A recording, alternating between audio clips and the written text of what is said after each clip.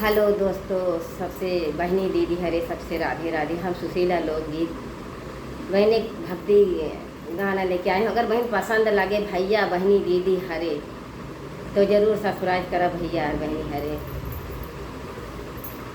देवरानी मिया जी कटाया हो बसल माइया, देवरानी मिया जी कटाया हो बसल माइया।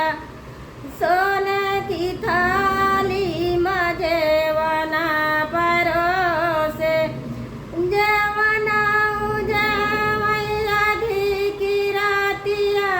देवरानी मिया जी कटाया होती खिपतिया, देवरानी मिया जी कटाया होती खिपतिया।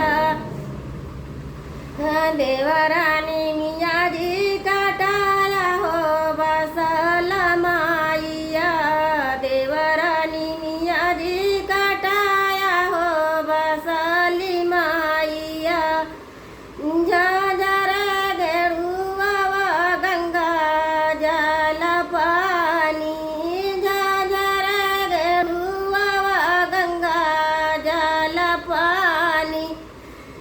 गेरुआ घूटैया ढीकी रातिया, देवरानी मिया जी कटाया होती खिपतिया, देवरानी मिया जी कटाया होती खिपतिया। देवरानी मिया जी कटाया हो बसली माइया, देवरानी मिया जी कटाया हो बसली माइया। इलायची लवंग रस जीरा जोराए, इलायची लवंग रस जीरा जोराए। बीरबहू कुचैया ढीकी रातिया, देवरानी मिया जी कटाया होती खिपतिया, देवरानी मिया जी कटाया होती खिपतिया। देवरानी मिया जी कटाया हो बसली माइया, देवरानी मिया जी कटाया हो बसली माइया। से लाची लवंग रस जीरा जोराए, लाची लवंग रस जीरा जोराए। बीरबहू कुचैया ढीकी रातिया, देवरानी मिया जी कटाया होती खिपतिया, देवरानी मिया जी कटाया होती खिपतिया। देवरानी मिया जी कटाया हो बसली माइया, देवरानी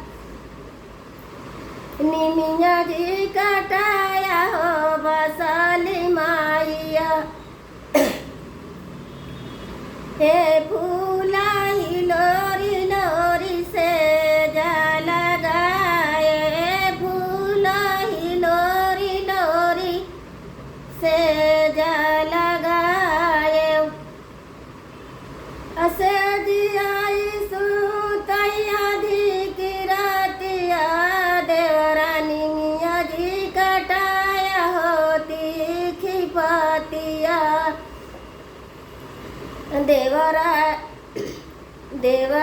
देवरानी मिया जी कटाया होती खिपतिया, देवरानी मिया जी कटाया हो बसली माइया, देवरानी मिया जी कटाया हो बसली माइया। ये फूल